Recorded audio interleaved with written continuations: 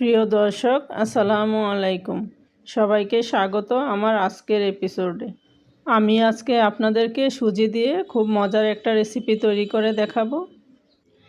একদম সিম্পল একটা রেসিপি, খুব অল্প সময় তৈরি করা যায়। আশা করি রেসিপিটি আপনাদের কাছে ভালো লাগবে। এখানে আমি নিয়েছি একটা ডিম, তার সাথে দিয়ে দিচ্ছি আধা কাপ চিনি আর দিচ্ছি অল্প একটু লবণ। এখন এই সব কিছুকে একসাথে 4-5 মিনিট আমি ভালো করে মিশিয়ে নিব। চিনিটা যতক্ষণ না একদম গলে যায় ততক্ষণ আমি এটাকে বিট করে নিব।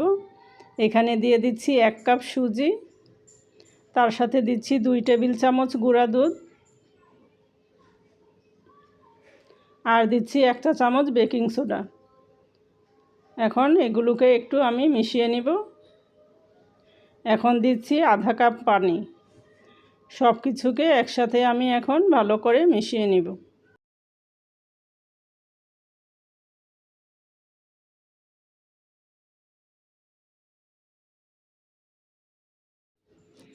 আমার মেশানো হয়ে গিয়েছে। এখন আমি এগুলোকে 10 মিনিটের জন্য রেস্টে রেখে দিব। ফিরে আসলাম 10 মিনিট পর। সুজিগুলো ফুলে অনেকটাই ঘন হয়ে গিয়েছে।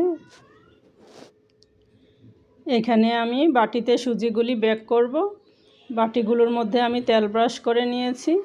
এখন পরিমাণ মতো ব্যাটার এর মধ্যে দিয়ে দিচ্ছি।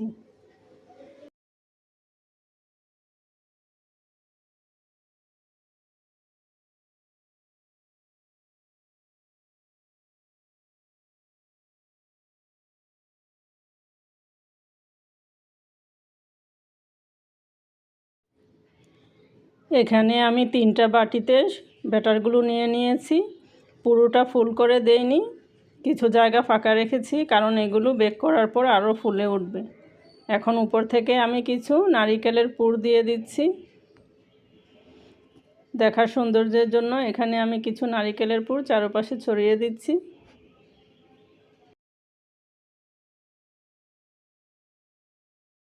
এখানে একটা পাতিলে আমি পরিমাণ মতো পানি দিয়ে দিয়েছি। তার উপরে ছিদ্রযুক্ত একটা ঢাকনা দিয়েছি। এর উপরে আমি বাটিগুলো রেখে 10 মিনিটের জন্য বেক করে নিব। ফিরে আসলাম 10 মিনিট পর। পিঠাগুলো আমার একদম সুন্দরভাবে তৈরি করা হয়ে গিয়েছে। এখন আমি এগুলোকে আপনাদেরকে ছাড়িয়ে দেখিয়ে দিচ্ছি।